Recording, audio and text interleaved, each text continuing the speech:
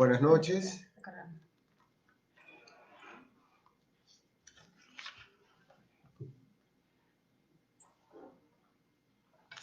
Buenas noches, ¿cómo están? Mi nombre es Luis Alberto Sánchez Ugarriza, su docente favorito en nuestro tercer viernes del curso de especialización en Derecho Procesal Penal. Hoy vamos a tocar un tema sumamente importante, es el famoso, mal reconocido, no muy querido, para muchos odiado, pero sumamente importante, proceso inmediato. En este orden de ideas, primero, una vez más, quería agradecer infinitamente a mis amigos de la ESIEP, de Escuela Integral de Especialización Profesional, los cuales me han extendido esta invitación por 4 viernes, ¿no? Esperemos que haya sido y sea, porque todavía nos queda una clase más, del agrado de todos ustedes. La próxima semana vamos a tocar los delitos comunes de robo agravado, hurto agravado y tenencia ilegal de armas, al igual que vamos a hacer un repaso sobre las principales precedentes vinculantes en estas materias, que es sumamente importante. Pero volviendo al tema que nos atañe hoy día, ¿no? El proceso inmediato. Podemos definir al proceso inmediato como un mecanismo, una herramienta procesal, ¿no?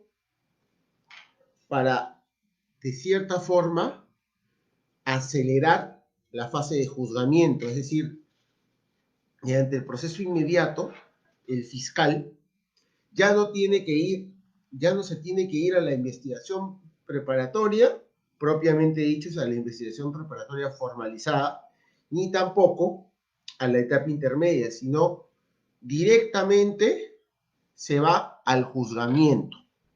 Ese es el proceso inmediato. Doctor. Ya vamos a hacer una pausa, ¿no? Para esperar un poco más que se conecten los docentes, los alumnos, los compañeros, los doctores, los colegas, los fiscales, los jueces, para comenzar. Pero tiene que quedar claro que con este mecanismo, pues es un mecanismo de celeridad y simplificación procesal. Con este mecanismo, proceso inmediato, yo en mis diligencias preliminares me salto la etapa de investigación preparatoria y etapa intermedia y directamente voy al juicio oral. Entonces, eso es clave en la comprensión de este mecanismo. Es un mecanismo procesal de simplificación y celeridad. Eso es lo que se busca. Pero ¿cuáles son sus antecedentes? El primer antecedente lo encontramos en la ley 28122 del 16 de diciembre del 2003. Esta ley es la famosa ley de la conclusión anticipada o de la instrucción abreviada. Acá, al haber confesión de parte, al tener todas las herramientas, ya habiendo proceso, pero no de la etapa preliminar, sino en la etapa de la instrucción, que es la etapa de una investigación judicial que antiguamente y hasta ahora en el Distrito Judicial de Lima Centro y Lima Sur se lleva a cabo, a excepción de los procedimientos por corrupción de funcionarios. Esta vetusta instrucción judicial proviene del sumario español. Entonces, en esta instrucción abreviada, lo único que se apuntaba se llevaba un par de días, digamos, si la instrucción normalmente duraba 30 días, esto se hacía en 5 días porque se tenían todas las herramientas para que el juez dictara sentencia. Recordemos que en un procedimiento de instrucción sumaria, no instrucción ordinaria, sino instrucción sumaria, el mismo juez que investiga es el mismo juez que juzga. Eso lo tenemos que tener claro. Y ahora, el proceso inmediato se da en el marco de un proceso penal común. Es decir, solo tiene un trámite para todos, a excepción de los procesos especiales, donde se encuentra el proceso inmediato, terminación anticipada, procesos contra altos funcionarios y el proceso de internación, o llamado también el proceso de seguridad para personas que tienen problemas psíquicos o son inimputables, ¿no? El famoso proceso de seguridad. Entonces eso tenemos que tenerlo claro. En un proceso común, en un proceso común del nuevo código, solamente habrán etapas definidas, como las diligencias preliminares, la investigación preparatoria formalizada, etapa intermedia, juicio oral, y eso se denomina proceso penal común. También habrán procesos especiales, donde se sitúa el proceso inmediato. Entonces eso tiene que tener claro. ¿Pero qué se perseguía con la famosa instrucción abreviada o conclusión anticipada? Ley que todavía está vigente, ley que se da en los procesos orales del antiguo modelo de trámite ordinario en la sala. Cuando el presidente, el director de debates o el presidente de la sala pregunta cómo se considera, y usted le dice, me considero culpable, me acojo a la conclusión anticipada, o si usted o su cliente, sin referirle eso, simplemente el director del debate dice, usted tiene los beneficios de acogerse a la 28.1.22, ley de conclusión anticipada e instrucción abreviada. Primero se llamó instrucción abreviada y también dentro de ese acápite también se le denomina en el argot del derecho procesal penal la ley de la conclusión anticipada. Y esto servía para simplemente, al aceptar los cargos, irnos de frente a la etapa de la expedición de la sentencia, con un brevísimo informe oral por parte de la defensa técnica del imputado. Ejemplo de esta conclusión anticipada. Yo tuve un caso, y acá mi socia que está presente, la doctora Neira Fernández, tuvimos un caso con la doctora. No vamos a hablar de nombres ni hablar del distrito judicial, pero este señor había cometido un delito de robo agravado, le había robado a un menor de edad mediante violencia y grave amenaza. Le habían encontrado el celular, no el objeto del delito. Había confesado. Doctor, pero cuando yo confesé estaba en estado de drogadicción porque me había fumado 500 quetes toda la noche con mi colega. Perfecto, esa confesión sí no se debería de tomar en cuenta, pero la tomaron en cuenta, a pesar de que se presentó una tacha sustantiva, se tachó, se quiso tachar esa declaración, pero como no era el nuevo modelo, no la aceptaron, porque dijeron que se debió tachar al momento de que se formalizó la investigación preparatoria o que se presentaron los cargos y se requirió prisión preventiva. Ahí se debió tachar.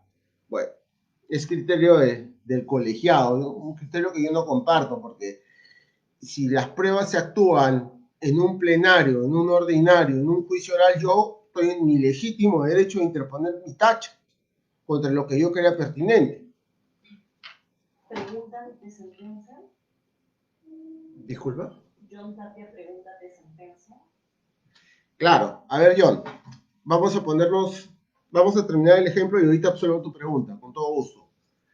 Entonces, a este señor, tenían todo el acervo probatorio. Tenían su confesión, tenía la corroboración periférica, es decir, habían testigos, porque lo había intervenido personal de la municipalidad de Villa María del Triunfo, ¿no? Teníamos la declaración del interviniente, fue por arresto ciudadano, acta de entrega de especie y todas las actas que hemos hablado en las sesiones anteriores. Entonces, yo le hago la pregunta del millón al muchachito. Hijo, le digo, acá tienen todo. Acepta, porque si nos vamos a juicio, igual te van a condenar. Pero doctor, yo soy inocente porque me han tomado la declaración drogado. Y evidentemente, la declaración preliminar que se la toman, a él no lo detuvieron 11:30 de la mañana y la declaración se la toman a las 8 de la noche. Es decir, casi 9 o 10 horas después del momento de flagrancia en el cual lo han detenido. ¿no? Y sin presencia de su defensa técnica. Ojo, otra cosa, estamos abriendo un poco el tema, pero todo va en el mismo saco, ¿no? Tienen que comprenderlo bien. Cuando a mí me detienen, me leen dos actas. En la papeleta de detención y el acta de derechos que me lee la policía, me lee la PNP, me la lee y yo la firmo, si no la firmo igualito se siente que no se negó a firmar. Y la lectura de derechos que me hace el representante del Ministerio Público, la cual yo tengo que señalar, yo le sacaría esos papeles, lamentablemente están ahorita un poco perdidos, pero sería interesante que se los muestre. Hay un ítem donde dice, usted desea abogado, usted desea defensor público o defensor particular. Y mi cliente marcó que quería defensor.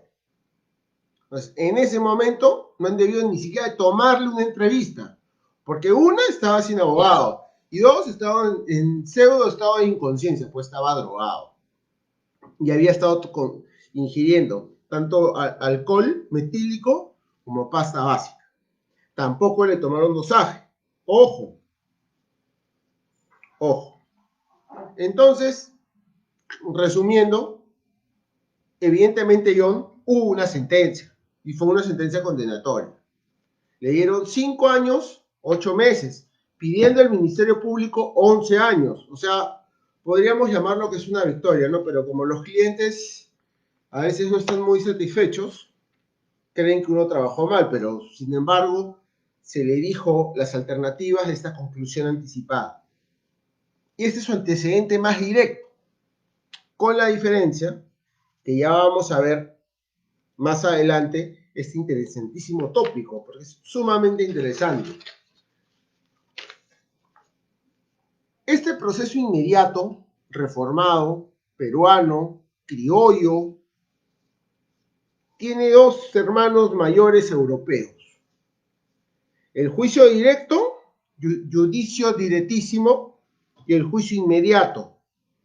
Ambos italianos, ambos creados por la llamada legislación antimafia, del pool antimafia. Habían dos grandes fiscales italianos, Giovanni Falcone y Paolo Borsellino, célebres, asesinados por la camorra italiana, por Bernardo Provenzano. Provenzano era un líder de la camorra italiana, que compraba a muchos jueces y fiscales.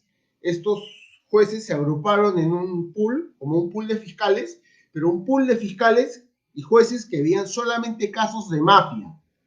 Se denominaba el pool antimafia. Este pool antimafia hizo propuestas legislativas, como el juicio directo y el juicio inmediato. ¿Cuándo procedía el juicio directo? Cuando había detención en flagrancia y confesión de parte. Pero ojo, ahorita vamos a hablar de la confesión de parte, no me quiero saltar los compañeros, los docentes, los amigos que me están escuchando. La confesión tiene reglas, no es que lo siento. Hay una película que ustedes pueden ver en Netflix, los que tienen Netflix, o si gustan la pueden también sacar en YouTube, que se llama Como nos ven, ¿no? Y ahí habla son unos muchachitos que estaban pasando por Central Park y los indican que habían cometido una violación en banda a una chica que estaba corriendo. Se conoce como el juicio de los 5 o de Five of Central Park, o los 5 de Central Park. Lo pueden buscar en internet, hay varios artículos. Y se dice que ellos confiesan, menores de edad, uno. Acá en la China, en Estados Unidos, menor de edad es menor de edad, con su padre. Sí, pero les dan un trato de adultos, perfecto, pero tienen que estar acompañados con su representante legal o con su defensa técnica. Ojo, no como se ve en la película, y ya lo van a ver, cuando ya confesaron, ahí recién llaman al abogado, que no es así, el abogado tiene que estar presente, el derecho de la defensa contenido en la Sacrosanta Constitución Política del Estado, en todos los 80 pactos y tratados que el Perú ha suscrito y que no se cumple, tiene que estar presente en todos los ítems del proceso. Todos. Desde la detención. La primera palabra que tiene que salir de la boca de un imputado, de un indiciado, de un indagado, es: quiero a mi abogado, señor. Sí, pero no tengo para pagarlo. Bueno, proporciónenme uno, pero yo no voy a declarar hasta que mi abogado esté presente. Porque ya sabemos los famosos interrogatorios científicos que hacen algunos malos policías. Porque dentro, como ya hemos hablado también, dentro de la institución de la Sacrosanta Policía Nacional de Perú hay buenos policías y hay malos policías. Ministerio Público, hay buenos fiscales y malos fiscales, como todo en la vida. Entonces ya hemos hablado del juicio directo. El juicio indirecto también viene de la misma legislación antimafia. Y acá se basaban solo en la confesión de parte que se hacía ante la fiscalía. Y se salteaban diligencias preliminares y de frente iban al juicio. Entonces, se salteaban la audiencia preliminar. Recuerden que esto es un sumario italiano. En Italia había un sumario, o sea, la instrucción, parecía al monstruo Frankenstein que tenemos, que nos han creado y nos han vendido como que es del nuevo código, no es la famosa audiencia de presentación de cargos. Eso también lo vamos a ver, ¿no? Y sobre esa audiencia de presentación de cargos tenemos que decir también varias cosas interesantes, pero poco a poco, mientras se van conectando, nos vamos poniendo en... Ya es viernes jurídico, ¿no? Pero no viernes jurídico de juerga, sino viernes jurídico de aprendizaje. Porque ustedes, queridos alumnos, docentes, colegas, se pueden equivocar acá equivóquense. Mándenme preguntas, si están mal, las contestamos, estamos todos para aprender. El tema es el siguiente: si usted se equivoca con su cliente, el riesgo no es que no lo contrate, es que él se va a ir a la cárcel y usted se va a ir, uno, con un cliente menos, y dos, con el cargo de conciencia de que por su negligencia, por no saber, su cliente se fue al Lurigancho. Y como el Lurigancho está lleno, están mandando a Chayapalca o a Yanamay. O sea, mi celular va a tener.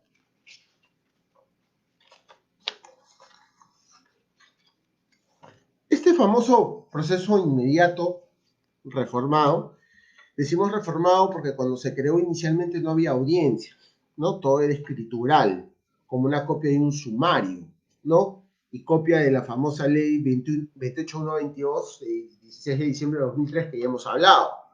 Ya, pero yo no lo quiero cansar con tantos dispositivos legales, pero el tema es el siguiente: se les tiene que hablar de los dispositivos legales para que sepan de dónde viene y a dónde va. Si usted sabe de dónde viene, va a saber a dónde va.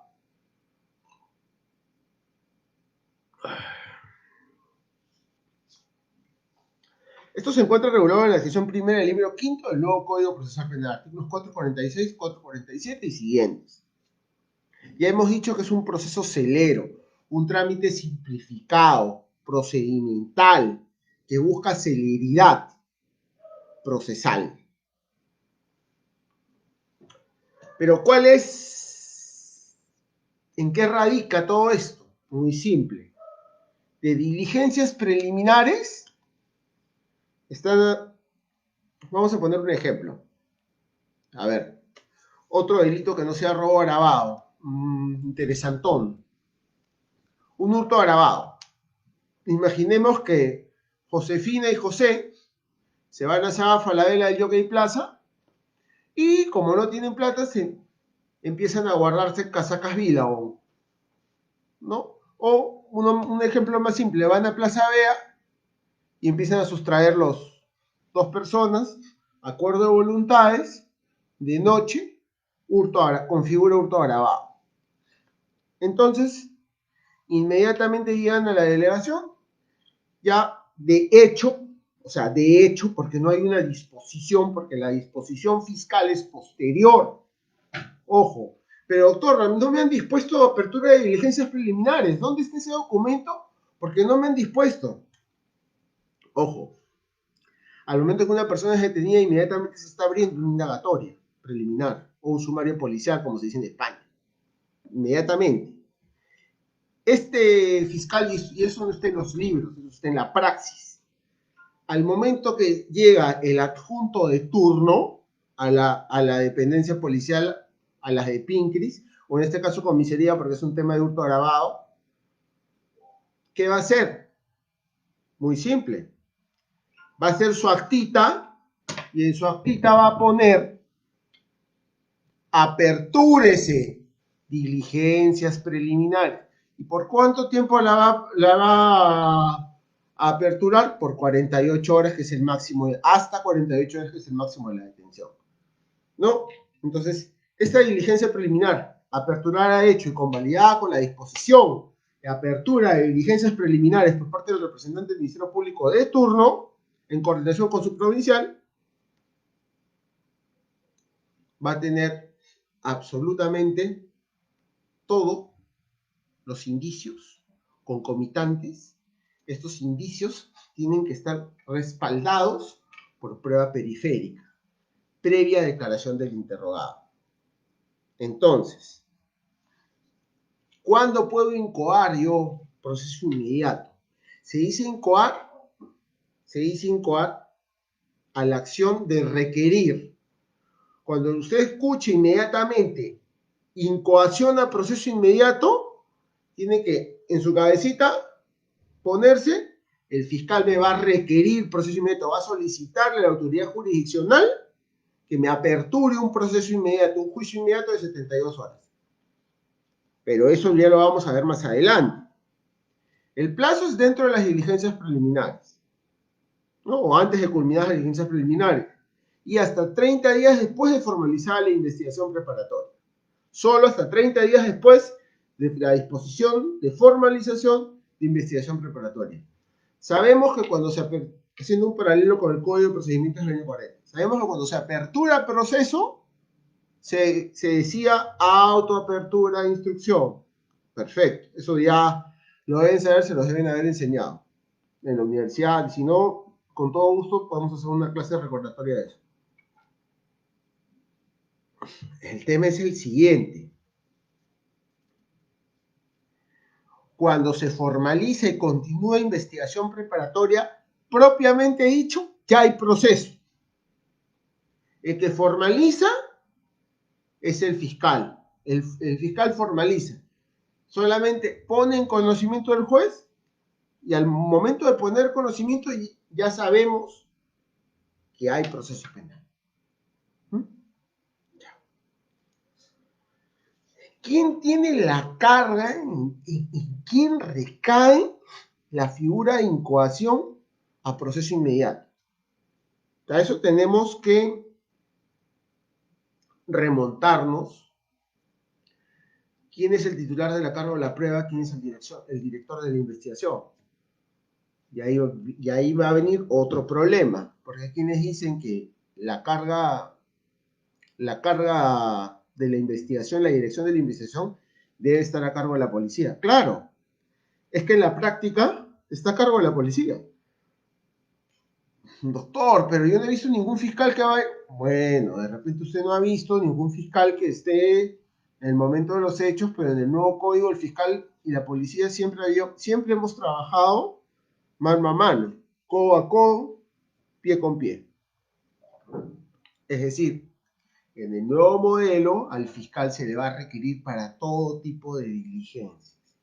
Inclusive habían llamadas, eso lo cuento como anécdota, habían llamadas al turno, me decían: doctor, ¿lo detengo? Bueno, le digo: su oficial técnico, con el respeto que usted merece, si usted lo quiere detener o no lo quiere detener, ese es su tema. Pero doctor, ¿lo detengo? No, es que yo no le puedo decir si usted lo hace o no. Pero usted es el director. Sí, yo soy el director de la investigación, pero ahorita no hay investigación. Si hay detención o no hay detención, si hay intervención o no hay intervención, eso no depende del fiscal. El fiscal no puede pronunciar sobre atribuciones constitucionales que han sido conferidas a la Policía Nacional de Perú. Y en el marco de eso, el fiscal, dicho esto, como director de la investigación, es el que tiene la carga de la prueba, pruebas de cargo, pruebas de descargo, y también la atribución de incoar, de requerir, el llamado proceso inmediato. Si es que se cumplen, claro, con los requisitos que vamos a ver a continuación. Haciendo un paralelo, he preparado, como todos los viernes, unas bonitas diapositivas súper entendibles, ¿no? Se las voy a pasar a sus correos. De repente hay algunos colegas, compañeros, que no les he podido mandarlas de las clases pasadas. En todo caso, me hacen recordar y con todo gusto se las mando, ¿no? Estamos todos para aprender. ¿Cuáles son los supuestos de aplicación del proceso inmediato? Es decir, ¿cuándo procede el proceso inmediato? Ya. Son tres.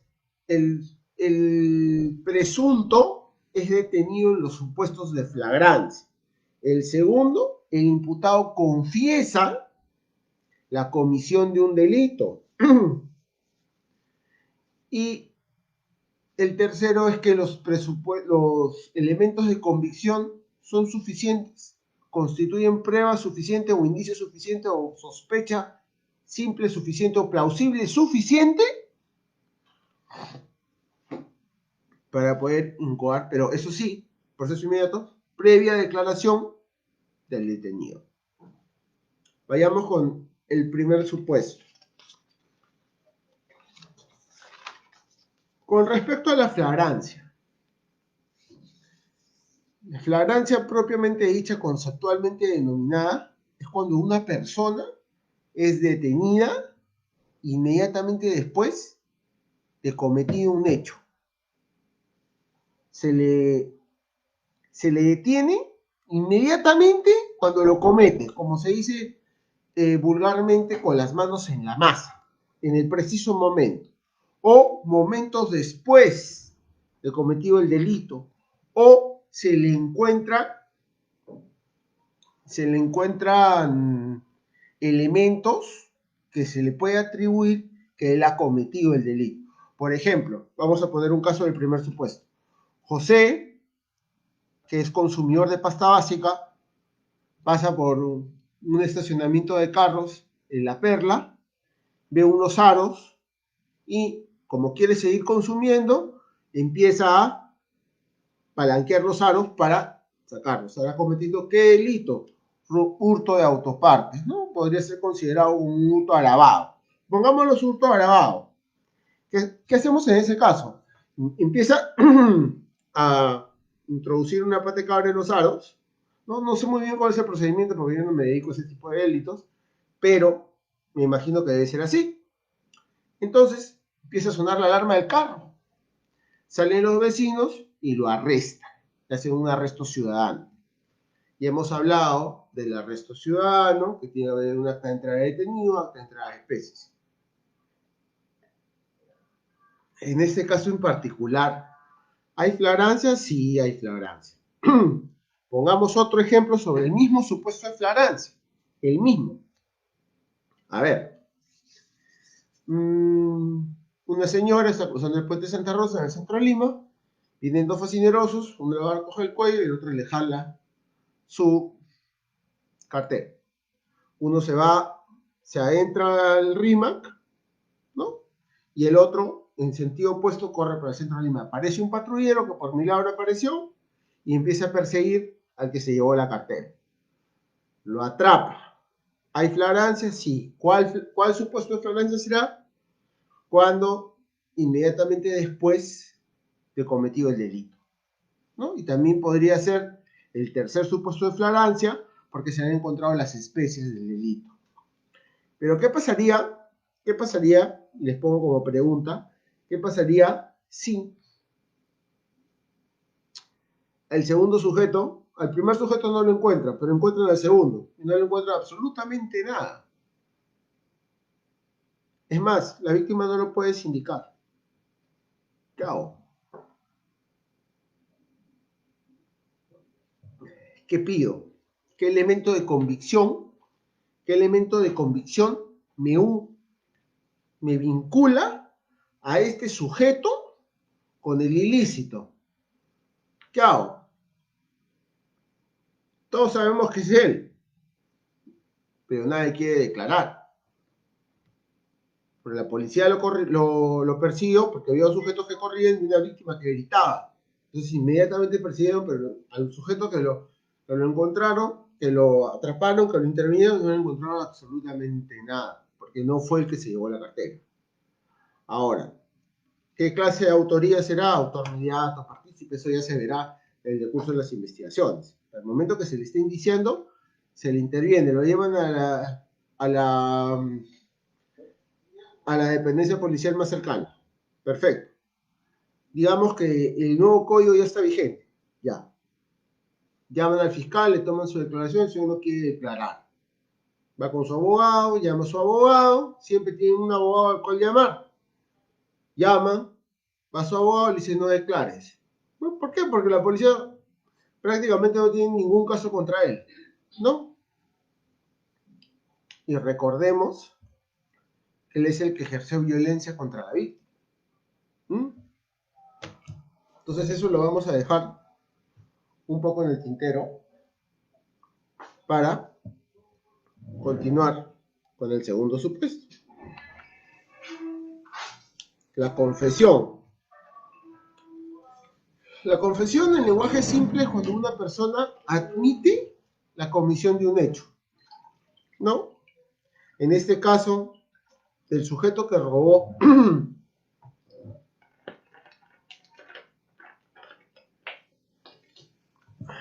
en este caso, el sujeto que robó en el puente, que cogoteó a la señora, él fue la persona que ejerció violencia contra la señora, ¿no? Ya. Entonces, si no lo tienes por robo, lo tienes por lesiones.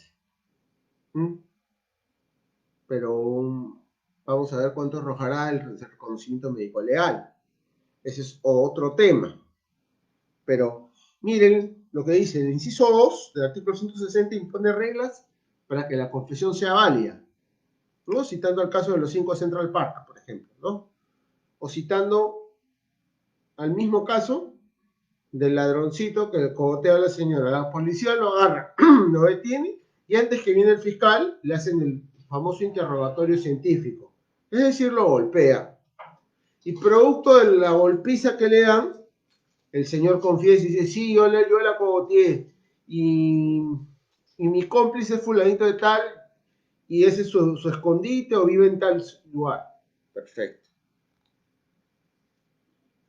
La primera regla para aceptar una confesión es que esta tiene que ser corroborada por elementos periféricos de la confesión, de corroboración. Ahora, corroborada, doctor, por otros elementos periféricos de convicción, pero eso me suena que viene de Estados Unidos, claro, todo viene de Estados Unidos, y no por eso va a ser mejor, pero miren, apunten esto. El sujeto se corre, lo agarra, la cogoteó la señora. No basta que él diga yo he sido, ¿no? Este código es formalista y es legalista. Y es garantista, sobre todo con el detenido. Y ahí va la pregunta que se pone en stand-by. ¿Qué pediré para vincular a este sujeto? Cámaras de videovigilancia. Pero doctor, yo voy a pedir las cámaras y me las entregan en una semana. Ese es un tema administrativo. Cuando trabajábamos en el Callao, todavía estábamos en la fiscalía, se solicitaban cámaras y eso sí, inmediatamente nos las brindaban, ¿no? No íbamos con la policía y las solicitábamos como parte de las diligencias de investigación y nos entregaban las cámaras llevando un USB o un CD. Pero para que esa persona esté vinculada con el elemento de convicción, ese tiene que estar corroborado. O sea, no solamente su confesión, sino está corroborada. en este caso específico que hemos puesto del ladronzuelo que corre, es la cámara de vigilancia. Porque otro, sabemos que pueden ser testigos, puede ser algún chofer de combi, algún transeúnte que pasó por ahí y lo vio, ¿no? Tenemos un testimonio. En todo caso, también podríamos hacer con esos testigos un reconocimiento en rueda de personas de acuerdo al artículo 189 del nuevo Código Procesal Penal, que también tiene sus reglas. Entonces ya tenemos este ítem sumamente claro, que es lo que nos interesa. Hasta ahí creo que hay alguna duda, pregunta, inquietud, queja, reclamo. ¿Hay? No hay. Sigamos. La confesión debe ser prestada de manera libre, voluntaria y en estado normal de facultades psíquicas. A ver, vamos a ir a otro ejemplo. El ejemplo de mi patrocinado, el caso de Villa María del Triunfo, le robó el celular, que lo llevaron a la delegación y dijeron que confesó. De acuerdo a mi experiencia y a lo que ha contado lo contó el patrocinado, bueno, a todos los patrocinados no se les puede contar, ¿no? Pero cuando todos cuentan casi cosas similares, entonces ya queda la duda sobre si pasó o no pasó. Dicen de que lo pararon frente mirando a la pared y lo empezaron a golpear con una guía de teléfonos en la espalda. Entonces, y posteriormente fue la confesión. Ahora yo les pregunto, ¿esta confesión podría ser válida? No. Perfecto. Pero ¿qué pasa si en la declaración no consta el hecho? Porque obvio, ojo, la declaración tiene que ser tomada en presencia de su defensor público y del fiscal. El adjunto, el provincial, cualquiera sea su jerarquía. Pero tiene que estar necesariamente el defensor, el abogado defensor y el fiscal. O sea, el defensor técnico, la defensa técnica. No puede ser público, ¿no? Defensor público o el privado de su elección. Previa suscripción de acta de lectura de derechos. Ahora, ¿qué pasa si yo al fiscal no le digo que me golpearon? Ya, esa es una. Y si le digo que me golpearon, lo primero que tiene que hacer el fiscal es ordenar otro reconocimiento médico legal. Pero doctor, ¿por qué? Eso no lo dicen los libros, no lo dicen los libros. ¿Por qué? Porque cuando el detenido es detenido, inmediatamente se le pone a disposición del médico legista, pasa el médico legista. Lo que hacen algunos médicos legistas, como ven tantos detenidos y hay tanta carga de trabajo, a ver, levántate, sí, ya, no hay nada. Y después que pase el reconocimiento médico legal, viene presuntamente el interrogatorio científico. Es decir, lo muelen a palos. Entonces, tenemos este supuesto. Yo necesariamente, como imputado, le voy a decir, doctor, ¿sabe qué? Me han pegado. ¿Quién le ha pegado? El suboficial Palacio me ha pegado. ¿Cómo le ha pegado? Me ha pegado de tal forma, y solicito pasar otra vez médico legista. El fiscal va a decir, todos los rateros son mentirosos, todos los delincuentes son delincuentes, está bien, y por algo estás acá porque eres delincuente. No es así, pues. Sí, podrán ser presuntos delincuentes, pero tienen derechos. Y la función del Ministerio Público es velar por los derechos. No por los derechos de los no delincuentes o los derechos de todos. Y más aún si estás sometido a una investigación penal, estás restringiéndote tus derechos. Más aún, miren. Y si el fiscal no me hace caso, doctor, muy simple, ellos tienen que dejar constancia de lo que yo estoy diciendo. Hablo con mi abogado y le digo al abogado, ¿sabe qué, doctor? El suboficial X me ha pegado, ha ido el fiscal y al fiscal le ha importado un pepino, por no decir otra palabrota, lo que yo le he dicho, no lo han querido poner en el acta No me han dejado hablar con usted. Entonces el fiscal, el defensor particular, los públicos son muy buenos abogados, defensores, porque vienen del nuevo código en provincia que está más desarrollado. Entonces, ¿qué harán? Se quejará con el provincial, que es el que necesariamente tiene que haber un fiscal provincial, que es el que controla el adjunto, ¿no? De su jefe, ¿no? Y presentará una queja, que por qué no se le ha tomado la declaración delante de su defensor técnico, no se le ha dejado llamar a su defensa técnica. Eso muchas veces pasa en los antiguos modelos, que ahora está vigente, siguen vigentes en Lima Sur y en Lima, ¿no? Mayormente se les toma la declaración sin el defensor particular, sin el defensor público. Y después la quieren convalidar esa declaración con la firma de un defensor público. A veces pasa eso. No digo que todo que se haga, no, pero son malas praxis, ¿no?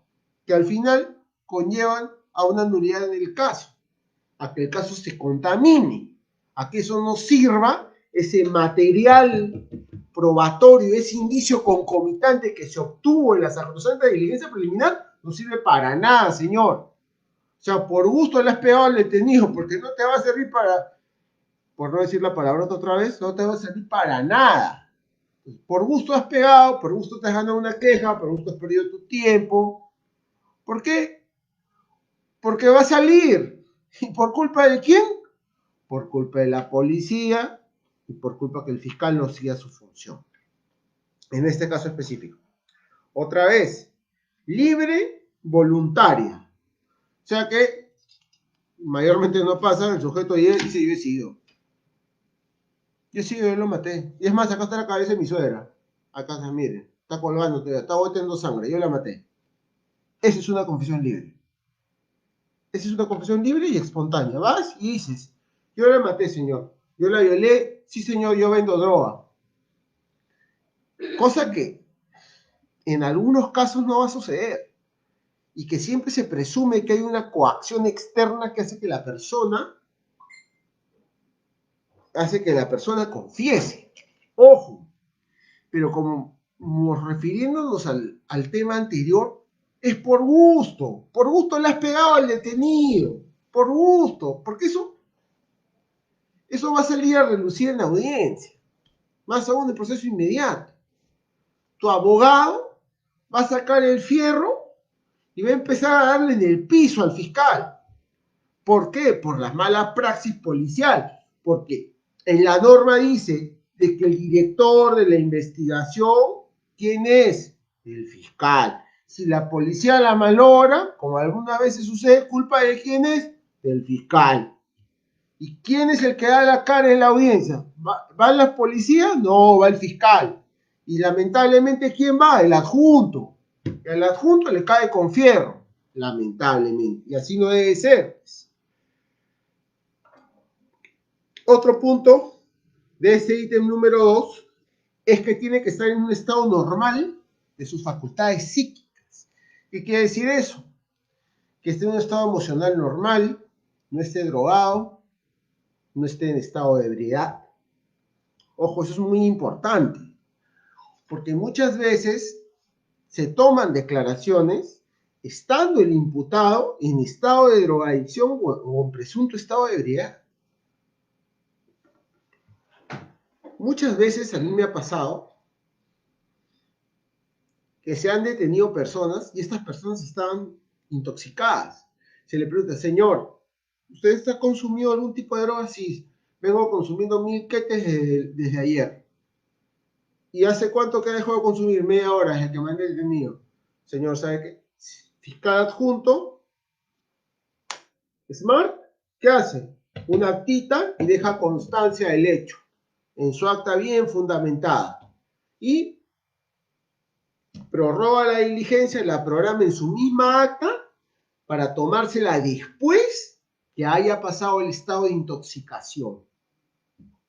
Porque si tú le tomas, tú estás presente en una diligencia de declaración de una persona que confiesa y no está en sus 4 sentidos, en un estado psíquico normal, tú estás malogrando el caso. tú te estás prestando a no reconocerle sus derechos básicos a este señor. Que por más delincuente que presuntamente sea, por más que haya robado, matado, violado, vendido ingentes cantidades de droga, grábese usted en su cabeza, usted que está estudiando en la universidad, tiene derechos. Y los derechos no son palabras, son atribuciones, atributos subjetivos. Señor tiene derechos. Punto. No hay más. Si yo quiero que me confiese, perfecto, Leo. Guárdese su confesión para el día de mañana. Yo mismo hago doble turno, vengo y se la tomo. Sí, autor, sí, no se preocupe, pero usted no puede declarar. Porque si usted me declara así, va a estar muy bien, me va a declarar, va a confesar todo, va a estar de repente está su defensor público, no quiere defensor particular, quiere defensor público, pero en la audiencia de coacción del proceso inmediato me va a ir con un defensor privado. ¿Y qué me va a decir? Fiscal me tomó la declaración, yo estaba drogado, señor. Sí, pero, y acá está mi dosaje etílico y mi pericia toxicológica de química forense, y estaba recontra volado. Estaba en Marte el señor.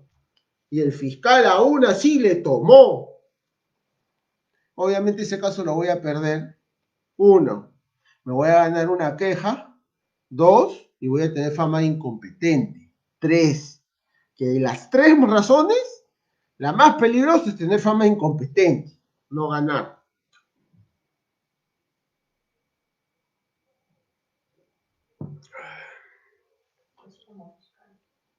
Claro, claro.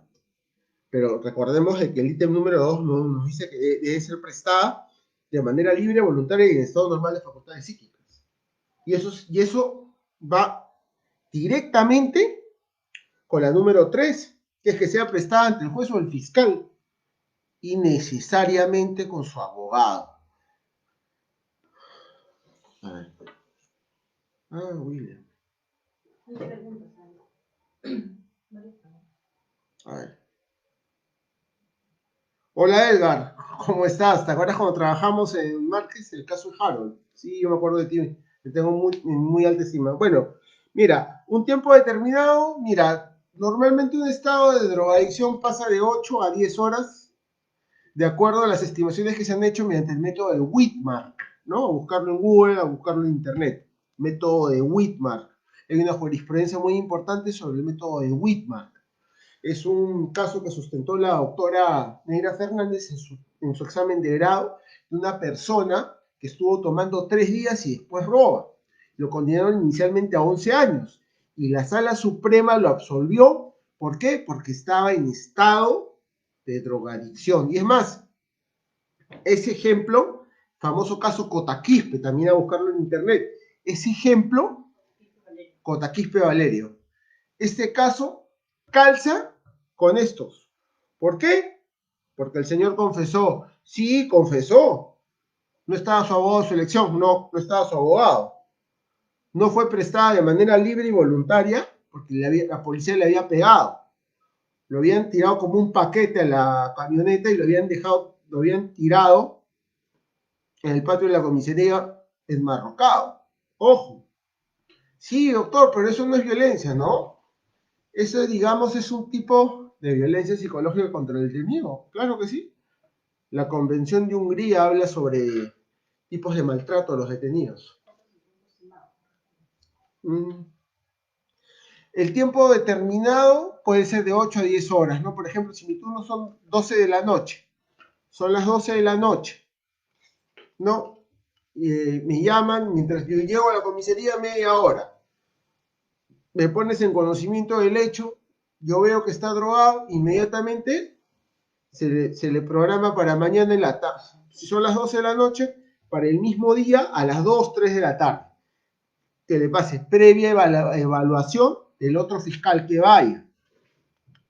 Pues recuerda que son solo 48 horas, pero uno no se puede arriesgar a tomarle la declaración en un estado de drogadicción. ¿Por qué? Porque ese pésimo trabajo probatorio, ese trabajo de indagación, no me va a servir de nada en un posterior proceso, en un posterior juicio. Y más aún, si inmediatamente quiero quiero matar la investigación con una incoación a proceso inmediato, pero tengo un pésimo trabajo preparatorio que yo no hice porque a mí solamente me mandaban a la audiencia a leer mi papelito.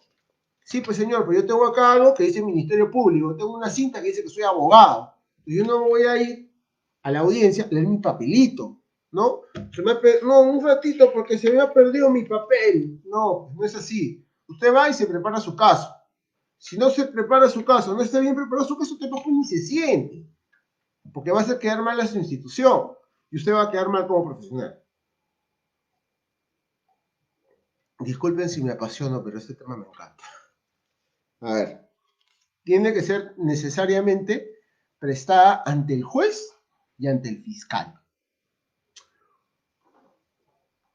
Ante el fiscal, ¿cuáles son? Pero ¿cómo así? Porque antes de que se me ponga a disposición de la unidad que me investiga, hay una unidad operativa que me ha detenido. Por ejemplo, escuadrón de emergencia, famoso Terna o escuadrón verde, o cualquier móvil de patrulla de una comisaría, ¿no? Vendría a ser de hecho una unidad operativa que me va a detener. Y esa unidad operativa me va a pasar a un investigador. ¿Mm? Pero entre el tiempo que hace su documentación policial, las famosas actas que ya les hemos visto, hasta el tiempo que me pone en disposición, no tiene que mediar. No, porque para hacer un acto no se van a demorar 8 horas, 9 horas, ¿no? Puede ser una hora y media, y está con la hora de detención que la unidad operativa lo puso a disposición. Ojo, necesariamente él tiene derecho a llamar a su abogado. Supongamos que lo han detenido a las 2 de la mañana, a las 3 de la mañana. El doctor, mi abogado, no contesta. Entonces no quiere dar algunos fiscales dicen, ¿no? Que preste un defensor público, ¿no? Pero él está en su derecho. ¿Quiere su defensor particular? ¿Quiere su abogado de confianza? Con el que toma todos los domingos. ¿Quieres que vaya su abogado? ¿Qué va a hacer? Muy bien, son las 3 de la mañana, viene el fiscal, policía y fiscal se ponen de acuerdo. ¿Sabe qué quiere su defensor público? ¿A qué hora le programa? Doctor, ¿a qué hora cree usted que va a ser su abogado defensor? No, que mi familia me está consiguiendo un abogado. Bueno, hablo con el familiar y en mi actita pongo que hablé con el familiar fulano de tal, el cual me dijo que le iban a conseguir su abogado particular o que su abogado estaba en camino y que evidentemente le iban a tomar su declaración mañana a las 12 del día. Perfecto. Yo soy fiscal de turno, yo soy fiscal del pool, pero hice una actita bien fundamentada, hice mi trabajo, llamé, coordiné con su abogado para que el día siguiente el fiscal que me releva, o en todo caso el despacho fiscal, se le tome su declaración, como debe de ser. El otro supuesto es que en la investigación tiene que estar presente el fiscal necesariamente y la defensa técnica de su elección. Previamente a eso, el fiscal debe darle un tiempo al abogado que conferencie con su patrocinador. De repente, el abogado es una persona sumamente objetiva y más allá de generarse un honorario, ¿no? Que a todos nos hace falta en esas épocas de pandemia, le dice, ¿sabes qué? Acá tienen todo, te han agarrado en flagrancia, está la víctima te reconoce, va a haber un reconocimiento en rueda, ¿no? En el reconocimiento en rueda te van a reconocer, hay cámaras de seguridad, te han encontrado el arma, los celulares, lo mejor es que confieses y te sometas a los beneficios de una terminación anticipada en su futuro, que más adelante lo vamos a ver. ¿No? De repente hay abogados objetivos. Me dice, pero yo no he sido, doctor, yo no he sido, es uno que se parece a mí, que es igualito a mí, pero yo no he sido. Bueno, está bien, yo te digo lo que va a pasar. Pero tiene que ser necesariamente en presencia de su defensa técnica. de su elección. No es que yo le pongo al abogado que es conocido del comisario, que es conocido del primo del policía. No, tiene que ser necesariamente un abogado que él quiera. Porque, ojo, la defensa no es que el abogado esté sentado con su cinta, su terno, disfrazado y se siente así y no diga nada, ¿no? Pues mejor no va. No es así. La defensa tiene que ser activa y defender los intereses del patrocinado porque para eso lo están contratando. Y para eso, uno jura en el colegio de abogados, lograr un causa melius, defender mejor las causas que uno considere justas. Entonces, yo pienso que este ítem de confesión ha quedado sumamente claro. ¿Preguntas? Ya.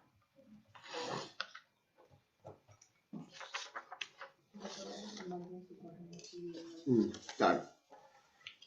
Mándenme su correo, por favor. Escriban al correo para recordarme que les mande las diapositivas. Por favor. Ahora, elementos de convicción previa declaración del imputado.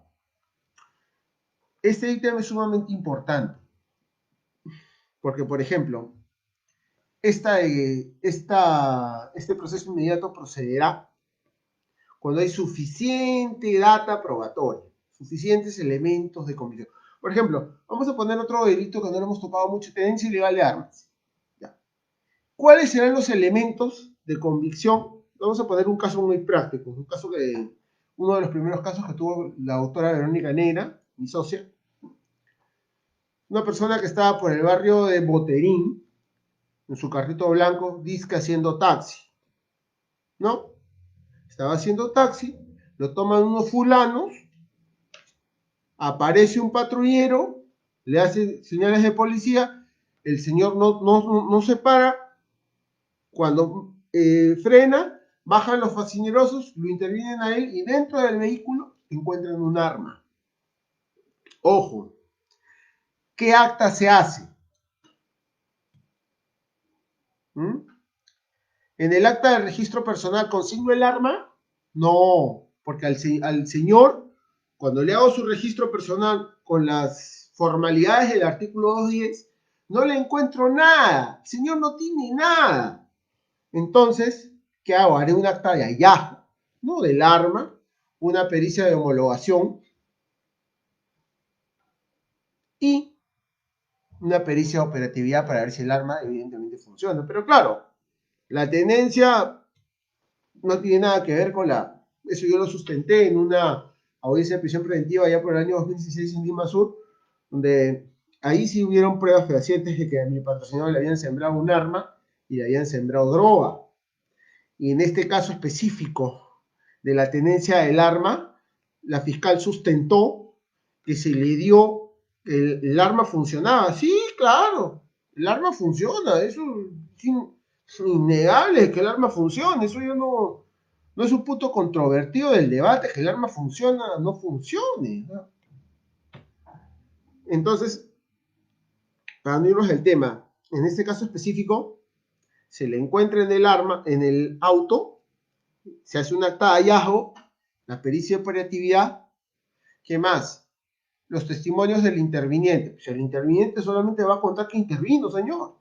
¿Y cómo intervino? ¿Qué intervino? Ahora, ¿qué sucede?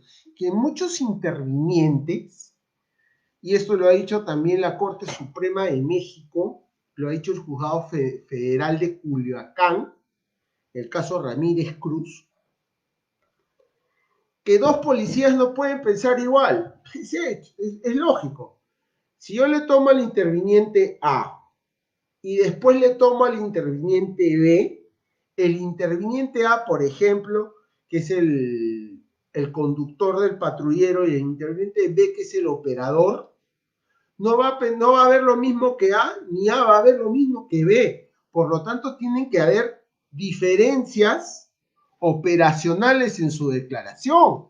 Porque si el interviniente A me dice, sí, yo manejé el auto, yo manejé el patrullero, yo prendí las sirenas, lo cerré, abrí mi puerta, saqué mi arma, el reglamento y lo apunté, mientras que mi operador bajó y hizo las demás actas.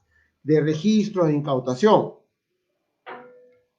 Porque los dos en la intervención policial tienen roles diferentes, no tienen roles iguales.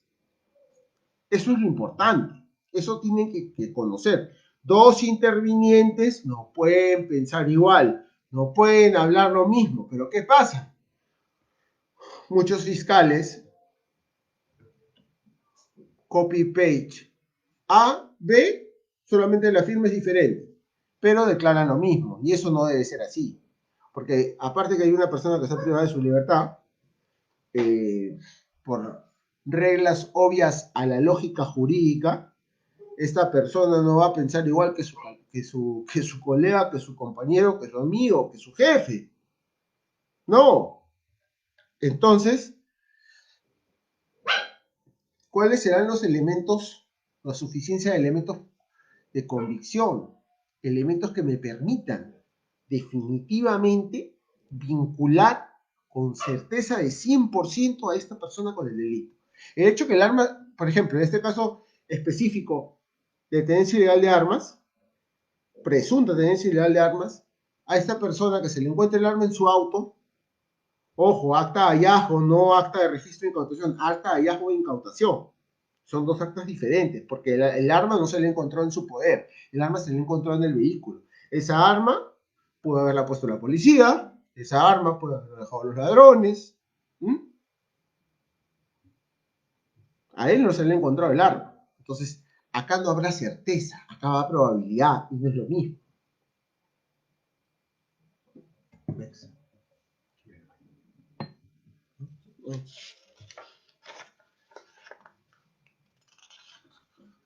Ya.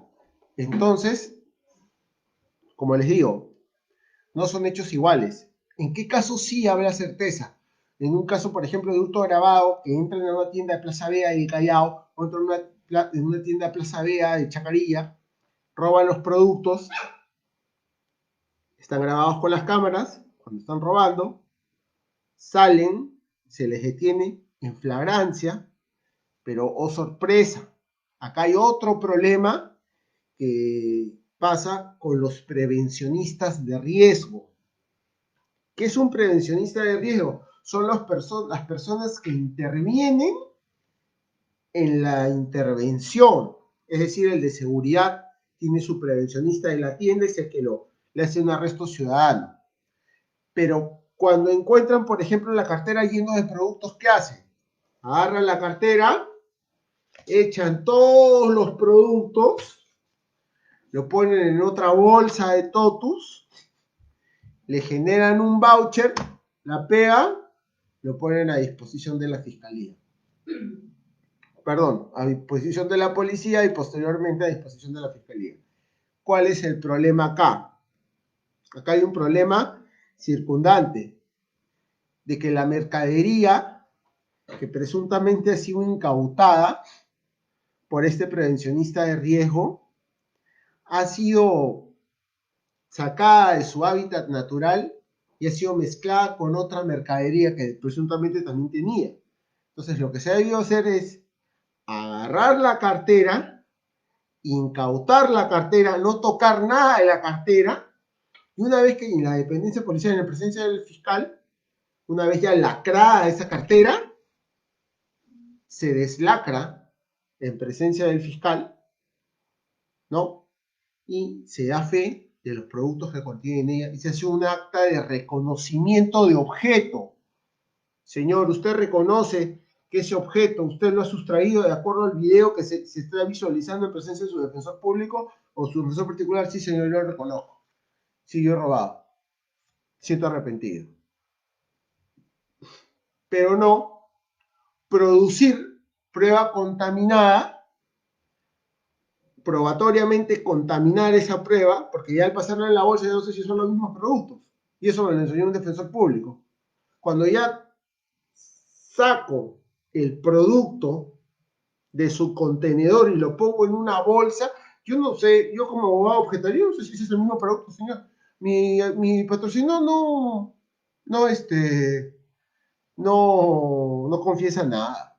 No, que le voy a incoar proceso inmediato, incoarme lo que usted quiera, pero ahí lo han puesto en la bolsa. Eso, eso ha sabido ser lacrado. Muchas veces se contamina. Pero imaginemos que se hace un buen acervo probatorio. Se podría incoar proceso inmediato en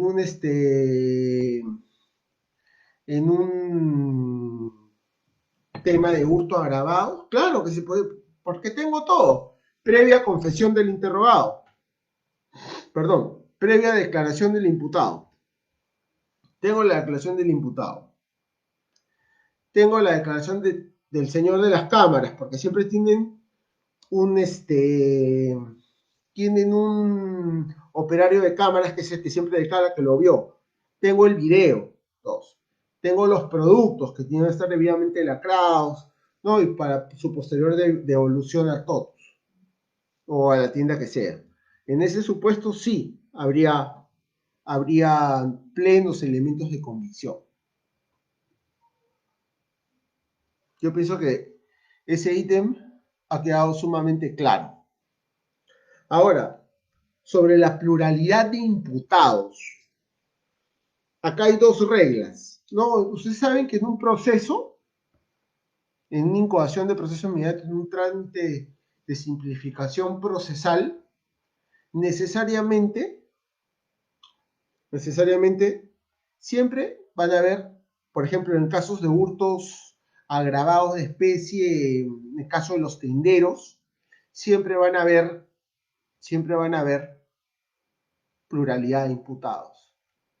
¿Cuál es la regla? La primera regla, que tienen que estar todos tienen que calzar con las causales de procedencia del 446. Es decir, en una de las causales, porque basta que tenga uno, tengo flagrancia. Mayormente siempre se tiene la flagrancia. ¿Por qué? Porque los detuvieron instantes después, segundos después, cruzaron la puerta, el prevencionista los detuvo, les hizo un arresto ciudadano. Perfecto. Ahí los tres presuntos tenderos entrarían en el supuesto hipotético del 446. Hay flagrancia. Ahora, confesión, ninguno quiere confesar, pero tengo suficiencia de elementos de convicción previa declaración del imputado, pero doctor, no ha querido declarar, está en su derecho. ¿Quiere declarar o no quiere declarar? Yo tengo mi video, tengo la declaración del prevencionista, tengo la declaración del interviniente, que no me sirve de mucho, pero tengo la declaración del interviniente, tengo el acta de entrega de detenido, tengo el acta de entrega de especies. ¿Qué me falta para incoar?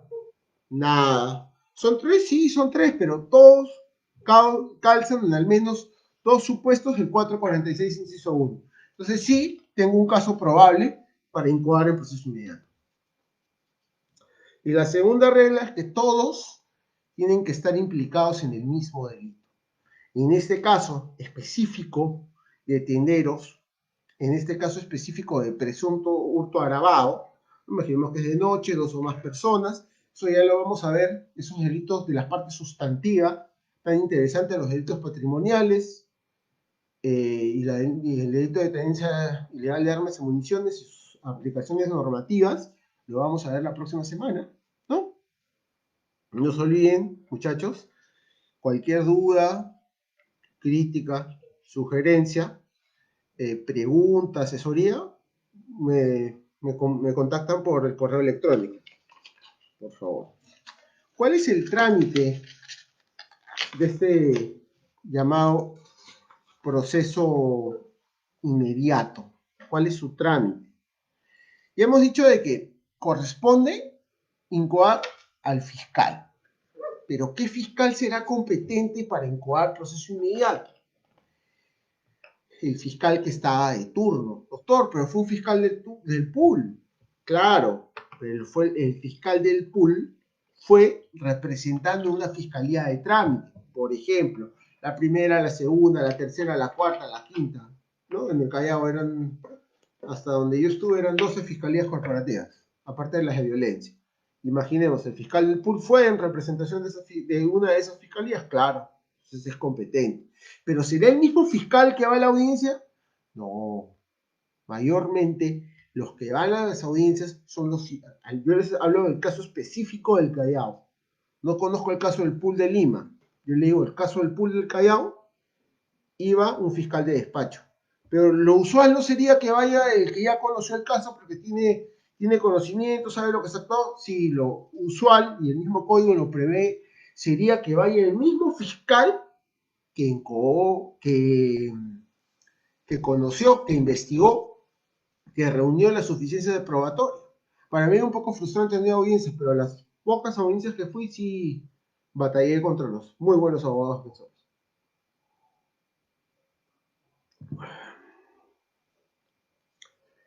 Se hace mediante un requerimiento escrito. Miren, ¿eh? Este requerimiento escrito puede estar acompañado, obviamente, de la formalización, porque si le incoas proceso inmediato es una formalización precipitada del caso. Estás formalizándole, le estás incoando el proceso inmediato, y a su vez le puedes solicitar una medida coercitiva, que puede ser prisión preventiva, como puede ser una comparecencia con restricciones. Y la puedes combinar con una medida coercitiva real, que puede ser una caución. Y cada uno de estos ítems tiene que sustentarse en audiencia, necesariamente. Ya hemos hablado del plazo. Esto se da dentro de las 48 horas siguientes al requerimiento, se realiza la audiencia de incoación del proceso inmediato. Audiencia que va a ser ante el juez de la investigación preparatoria, con todos los sujetos procesales. Por ejemplo, tiene que ir el agraviado, tiene que ir el fiscal de ley, el defensor particular o el defensor público, el imputado que presuntamente va a ser detenido. Por ejemplo, un caso de flagrancia habitual es conducción en estado de ebriedad y también omisión de la asistencia familiar, ¿no? Son los casos más usuales, más comunes. A este control, este requerimiento, va acompañado de la carpeta fiscal que tiene que llevar todos los medios probatorios que evidencien, que prueben más allá de una sospecha plausible la, la concurrencia del proceso inmediato. Ya hemos hablado que tienen que ser unos elementos de convicción más allá del 100%, para que esta forma se vaya a declarar fundado la incoación a proceso inmediato. Pero ¿qué sucede? ¿Qué sucede? ¿Qué sucede? Muchos fiscales se incoan por incoar, procesos complejos. Eso ya lo vamos a ver un toque más adelante.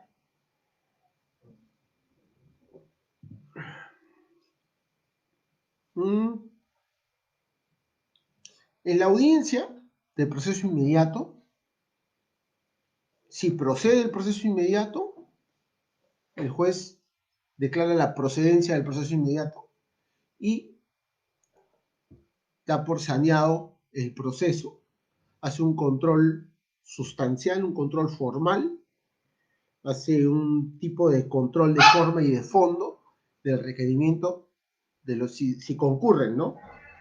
De forma y de fondo están los tres elementos, sí, numeralmente sí, elemento 1, elemento 2, elemento 3, eso es de forma. Y de fondo, si evidentemente hay suficiencia de elementos de convicción que vinculen a esta persona con el delito para, de diligencias preliminares, saltarme de frente a la etapa de juicio oral. 1. 2. Hay confesión. 2. Hay flagrancia. ¿Qué supuesto de flagrancia? Por eso el requerimiento tiene que estar sumamente fundamentado. Como hemos dicho con los demás requerimientos fiscales, tienen que estar una síntesis de los hechos, qué elementos de convicción tengo, que se han actuado, siempre en presencia del defensor público o defensor particular de su elección. Que no solamente que garantice una defensa, sino que realice una defensa eficiente de fondo y de forma.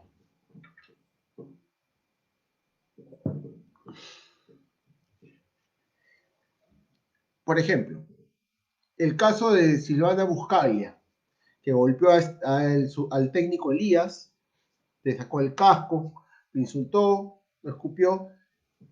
Fueron la primera audiencia que tuvo el Callao del proceso inmediato, de incoación al proceso inmediato. Que evidentemente se llevó a cabo, que evidentemente terminó en terminación anticipada.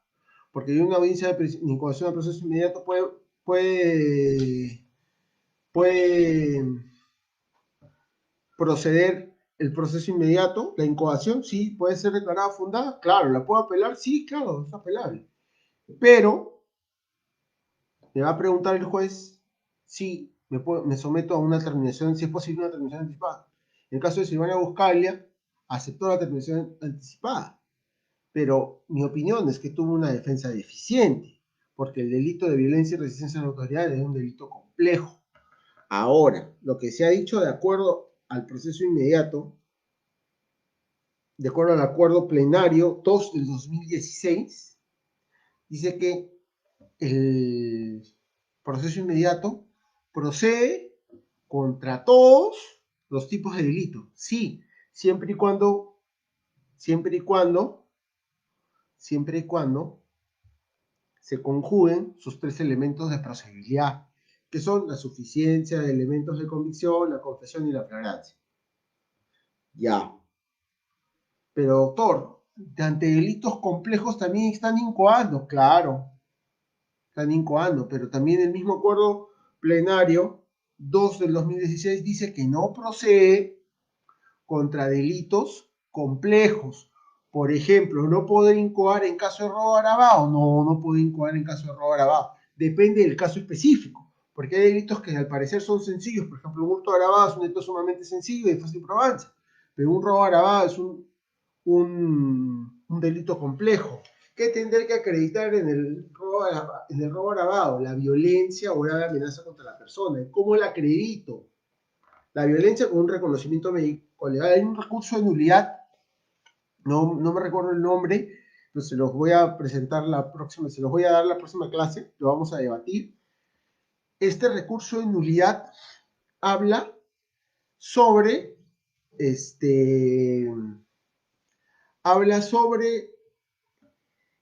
a una chica le roban su celular y en el forcejeo le dañan la mano, pero no pasa reconocimiento médico legal. Entonces no había forma de acreditar que evidentemente había sufrido algún tipo de lesión. Por lo tanto, la Sala Suprema reeduca el tipo, hace una reubicación del tipo y lo pone como hurto agravado, ¿no? Eso es interesante, ¿no? En delitos complejos no procede, cuyas diligencias preliminares excedan las 24 horas. Bueno, ha sido todo por hoy. Espero les haya gustado. Me mandan, por favor, para mandarles las diapositivas. ¿Perdón? Lo solicitan mediante correo. Y con gusto se los entrego. La próxima clase vamos a hablar, va a ser una clase un poco más extensa, porque vamos a hablar de unos delitos sumamente interesantes. Espero que les haya gustado la clase de delitos comunes, ¿no? Y por ahí podemos agregar un delito de violación sexual, ¿no? Que es ahora con la normativa es un poco interesante, pero vamos a verlo. Aparte de la disponibilidad para hacer las diapositivas, siempre con sus diapositivas. Espero les haya gustado. Esto ha sido todo por hoy. Muchas gracias. Buenas noches.